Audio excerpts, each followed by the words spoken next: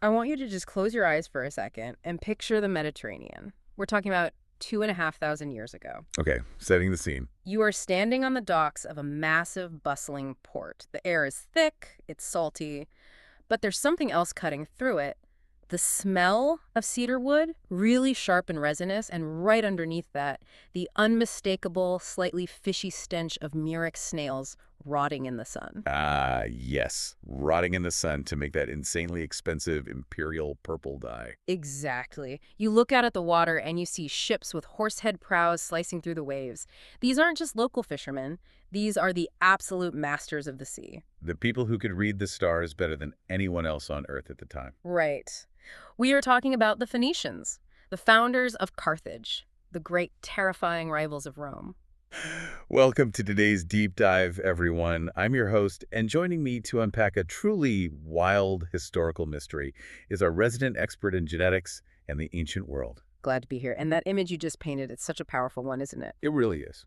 It's the exact image we get from history books, from movies, and honestly, mostly from Roman propaganda. Yeah, the Romans definitely controlled the narrative on that one. They did. We usually picture the Phoenicians as this distinct, coherent people, a uniform ethnic group that sailed out of the Levant, which is modern-day Lebanon and Syria, and just colonized the West. Right, like they set up shop in North Africa, Spain, Sicily. Exactly. And we imagine them bringing their families, their genes, their bloodlines with them. We assume that because they had such a distinct and powerful culture, they simply must have been a distinct biological group. Because that's how we think of empires, right? The Easterners who came west, the great other. But today we're unpacking a stack of research that suggests our entire mental image of them is, well, completely fundamentally wrong. Completely wrong, yes. We are looking at this revolutionary study. It was published in Nature in 2025, and it analyzes ancient DNA on a scale we just haven't seen before for this specific civilization. It's a massive undertaking. And honestly, it sounds like everything we thought we knew about who the Punic people actually were, biologically speaking, is just incorrect. It's not just incorrect. The reality is almost the exact opposite of the myth. As you mentioned, this Nature study, they didn't just look at a handful of bones. They analyzed 210 ancient genomes. Wow, 210. From 14 different archaeological sites across the entire Mediterranean. They looked at DNA from the homeland in the Levant, all the way to the colonies in Iberia, Sardinia, Sicily, and crucially, the imperial capital of Carthage itself. And this leads us to the core of our deep dive today, what we're calling the Punic paradox. The Punic paradox, I like that. Because usually, when we see an empire spread on a map, we just assume the people spread with it. If the British Empire expands, you expect to find British genes in those colonies. Right. It's basic population movement. If I move to a new country and start a family, my kids carry my DNA. That is just how biology works. But you're saying that is not what the data shows here. Not at all. And that is the core conflict we're looking at. We know the Punic world was culturally unified. They shared a language. They worshiped the same pantheon of gods. Like Baal and Tanit. Exactly, Baal and Tanit. They utilized the same trade networks. They used the exact same pottery styles. But this study reveals that while the culture was absolutely everywhere, the genes were not. Wait. The people in the Western Punic colonies, the people we literally call Carthaginians, had almost zero Levantine DNA. Hold on. Zero. That sounds statistically impossible. We're talking about an empire that lasted for centuries. How can the original founders leave no genetic trace? Well, okay, zero is a slight exaggeration for effect, but really only slight. The Levantine ancestry in the Western colonies is consistently less than 5%. Less than 5%. That is a staggeringly low number for a supposed colonial power. It's almost nothing. So our mission today, for you listening, is to figure out how that is even possible.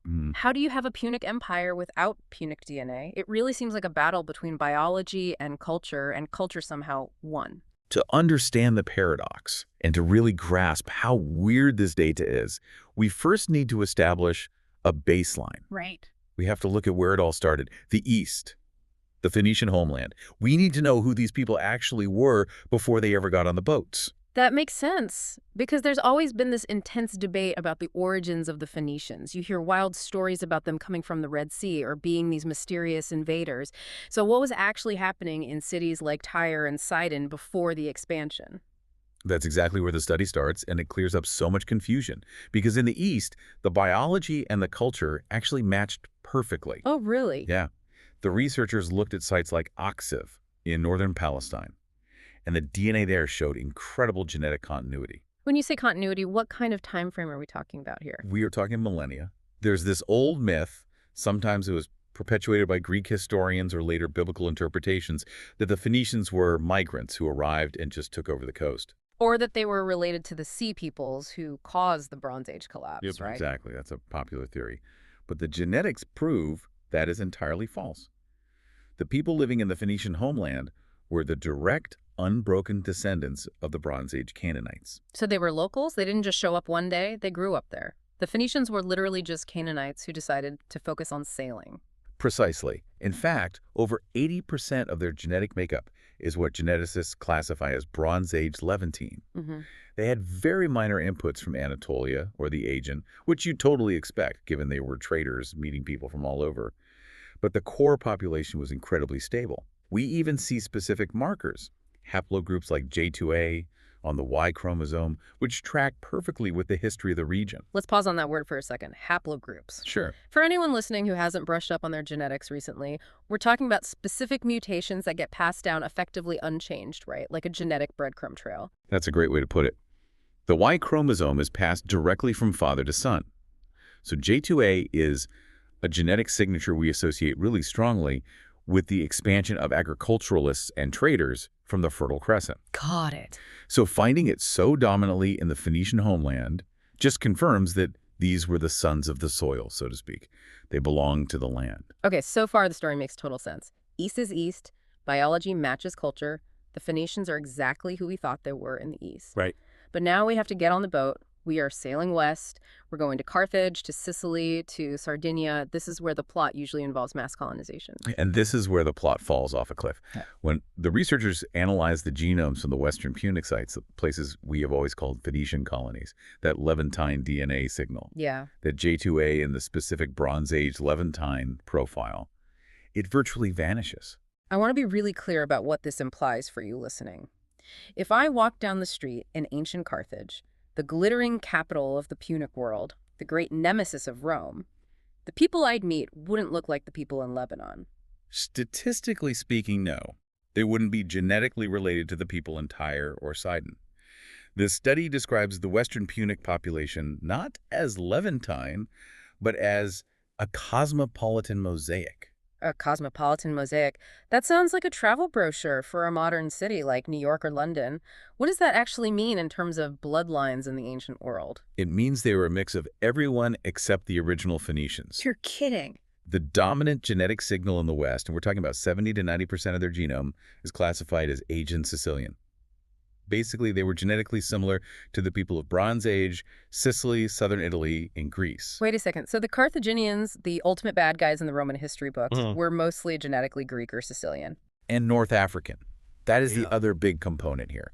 Depending on the specific individual, you see significant North African ancestry, anywhere from 10 to 30%. Okay. But the Levantine input, that specific Phoenician signature we just established in the East, is almost non-existent in the general population. That really challenges the whole narrative of Carthage being a daughter city of Tyre. I mean, the classic story is Queen Dido flees Tyre, she lands in Tunisia, she builds Carthage, and populates it with her loyal followers. Right. The Aeneid gives us that whole dramatic epic. But the DNA says that is just not what happened. The DNA strongly suggests that story is a founding myth.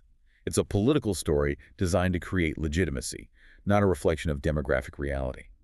Let's zoom in on Carthage specifically to really drive this home. Let's do it. The study analyzed 17 individuals from ancient Carthage. These are people buried in Punic cemeteries with Punic grave goods, undoubtedly living their lives as Carthaginians. Okay, lay the numbers on us. Out of those 17. Out of those 17, 14 of them had less than 15% North African DNA and almost zero Levantine DNA. The vast majority of their genome was that Southern European, Aegean Sicilian profile. So Carthage wasn't a colony of transplants at all. It was a hub of locals. It was a massive melting pot. It seems that local populations, people who were already living in the Western Mediterranean, adopted the Punic identity. They became Punic without being born Phoenician.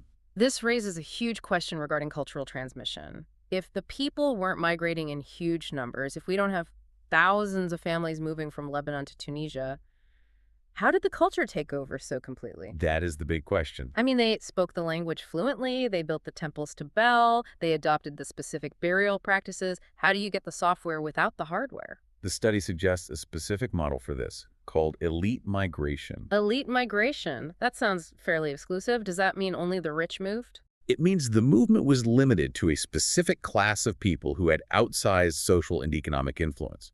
It wasn't a mass movement of refugees or settlers seeking new land. It Mm. was a small, targeted movement of highly influential people, Mm. traders, master craftsmen, diplomats, cultural leaders. So essentially, a few guys show up with the absolute best purple dye, the fastest ships, and a vastly superior alphabet, and everyone else just wants to be like them. In a way, yes, it's the prestige factor. But the genetics give us an even more specific mechanism than just vague cultural influence. And this is where the breakdown of the DNA becomes absolutely crucial to the story. They looked at the difference between the Y-DNA, which is paternal, and the mtDNA, which is maternal. Yeah, this is often where the real story hides in these ancient DNA studies. The gender divide. What did it show? The Y-DNA, the paternal line, shows incredible diversity. In these Western sites, you see markers like E1b, which is North African. You see R1b, which is Western European. You see G2A. So fathers from all over the map. Right. And yes, you do see a little bit of J2A, that Levantine marker, but it's just one of many. It's a tiny slice of the pie. Okay, so the dads were from everywhere. What about the mothers? The mtDNA, the maternal lines, they show incredibly strong local continuity. Markers like HT, HV, and U. These are lineages that have been living in Europe and North Africa for a very, very long time. Okay, I see the narrative forming here. You've got these Phoenician traders, mostly men sailing west. They clearly aren't bringing their wives and children on these super dangerous months-long voyages. They arrive in Sardinia or Ibiza, and then what? They integrate. They marry local women. And the children of those marriages. The children are raised in this mixed household. But think about the social dynamics of that era. The father carries this highly prestigious cosmopolitan culture, this Punic identity that connects them to the wider world of international trade, wealth, and luxury. Right, he's the guy with the connections. Exactly. So the family adopts that culture. So the kids grow up speaking Punic, worshiping Baal, and identifying completely as Carthaginians. Even though their DNA is mostly local and their mom is local, their identity is Punic. Exactly. It is influence rather than replacement. The Punic culture didn't spread by wiping out the locals. It spread by co-opting them. It was a status symbol. To be Punic was to be part of the global Mediterranean trade network. That makes total sense. It really reminds me of how Roman culture eventually spread. You didn't have to be from the city of Rome to be a Roman citizen eventually. Yes, Romanization worked similarly later on. But this seems even more fluid than that. It's almost like, imagine a multinational tech corporation opening a new headquarters in a foreign country. They send a few top executives over from the homeland, but 99% of the staff is hired locally. That is a remarkably good analogy. The executives bring the operating system. Right. And within a few years, everyone in that office has adopted the corporate culture. They use the same jargon, they wear the branded hoodies, they structure their day the exact same way. Even though they were born in Berlin or Tokyo, they act Silicon Valley. The Punic identity was the corporate culture of the ancient Mediterranean. And because it was so successful, so highly useful for trade and upward mobility, people adopted it willingly. Wow. It wasn't forced upon them by an invading army, which is how we so usually think of empires expanding in the ancient world. But I'm guessing this adoption didn't look exactly the same everywhere, right? The outline of the study mentions regional nuances. Was being Punic in Sicily different from being Punic in Sardinia? Very different. And that is another massive strength of this nature study. It highlights that this wasn't just a one-size-fits-all process.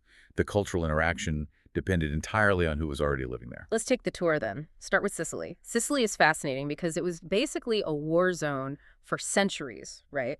Greeks versus Carthaginians constantly battling over it. Exactly. It was highly contested. In Sicily, the researchers looked at sites like Mocha and Palermo. Now, Sicily was already a very busy, diverse place. You had Greeks, Limeans, Sicanians. Right. The study found that the Punic population there remained incredibly distinct from North Africa. They held on to that Aegean, Sicilian genetic profile. Again, 70 to 90% of their DNA. They had very minimal North African influence, less than 20%. So even though they were officially part of the Carthaginian Empire, genetically they stayed mostly Greek-ish or Sicilian. Essentially, yes. They were genetically indistinguishable from their neighbors, who might have been actively fighting against Carthage. Culturally, they were totally Punic. They buried their dead the Punic way they wrote in the Punic alphabet. But biologically, they were Sicilians. That is wild. Now, contrast that with Sardinia. Sardinia is always the outlier in genetic studies. It's an island, it's isolated, the people there are deeply ancient. What happened there? In Punic sites like Theros, the population stayed deeply, deeply local. Sardinia has this very unique Neolithic genetic signature people who had been there basically since the Stone Age and the Punic era people held on to that. Yeah. They didn't mix nearly as much initially. That aligns with what we know historically, right? The native Nuragic people of Sardinia were famously tough. They retreated into the mountains. They weren't exactly rolling out the red carpet for foreign traders. Exactly. They fiercely protected their interior. Mm. But then something interesting happens in the data after 400 BCE. What changes? We start to see a sharp rise in North African DNA in Sardinia. It jumps up to about 20 to 35%. Oh, interesting. So later in the timeline, as Carthage gets more powerful and established as an imperial capital, you start seeing more direct movement of people from North Africa into Sardinia. Yes. It suggests that as the empire matured, the actual movement of people increased. Yeah. But notice the overarching pattern here. In Sicily, they look Aegean. In Sardinia, they look Sardinian. In Carthage, they look like a mix of everything. Yet, if you dug up their graves without looking at the DNA, they all look identically Punic. They all have the same pottery, the same jewelry, the same burial rites. That is the ultimate aha moment for me. A guy in Sardinia and a guy in Carthage might have shared almost zero DNA, but they could probably finish each other's sentences. Precisely. They were united by software, not hardware. Software versus hardware. That is the absolute key here. It really flips the script on how we view ancient identity. It really does, and it completely challenges our modern obsession with ancestry. We live in the era of home DNA test kits, right? Mm-hmm. We tend to think that identity equals genetics. You know, I'm 20% this, so I am this culture. Right, we biologicalize identity. Yes. But the Punic world shows us that civilization can be a choice. It's a lifestyle. It's a political affiliation. A political identity, too. Being Punic meant you were on the side of the great maritime trade network, usually against the agrarian, land-hungry powers like Rome. You were actively choosing a side in the Mediterranean economy. And that brings us to the really big picture, the so what of it all. This elite migration model suggests that the Phoenicians built a massive civilization based on a software update, spreading ideas, writing, and trade, rather than a hardware replacement conquering and replacing people. It's almost more impressive, isn't it? Conquering people by brute force is one thing. Human history is unfortunately full of that. But convincing diverse populations to willingly adopt your identity because it's just better for them, that's real power. It is. And it radically rewrites the history books on colonialism in the ancient world. This wasn't necessarily a violent imposition. In many places, it looks like a cooperative integration. The local women, that mtDNA evidence we talked about, they were key to this. They were the bridge that allowed the foreign traders to become part of the local fabric. So we've gone from romanticizing the purple-dyed traders arriving on boats to realizing that the Punic people were actually everyone. They were a club anyone could join if they learned the handshake and adopted the network. Pretty much. And if you think about the implications for history, it gets even wilder.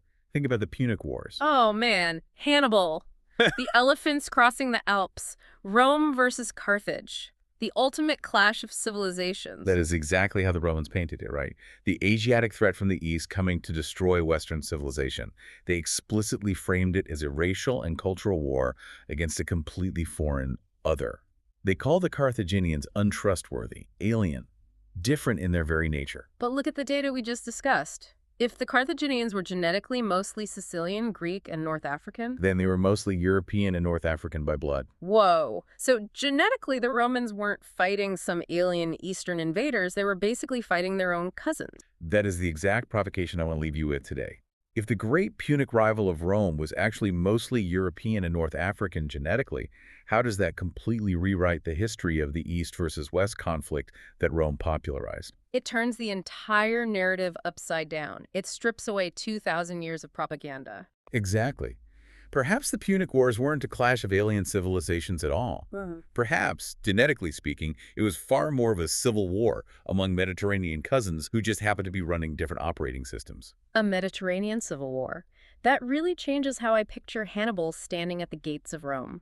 It wasn't an invasion from the east, it was a family feud. Science has a funny way of complicating our simple stories, but the complex version is always so much more interesting. We find out that the lines on the map really don't match the lines in the blood. Absolutely. The Punic paradox isn't a glitch, it's the feature. It's definitive proof that ideas can travel further and faster than bloodlines ever could. It really makes you wonder what future archaeologists would say about us if they looked at our DNA versus our global culture. Now that is a deep dive for another day. Fair enough. Well, that is all for this deep dive into the Punic paradox. Thank you so much for exploring this with us. It was a pleasure. Stay curious, everyone.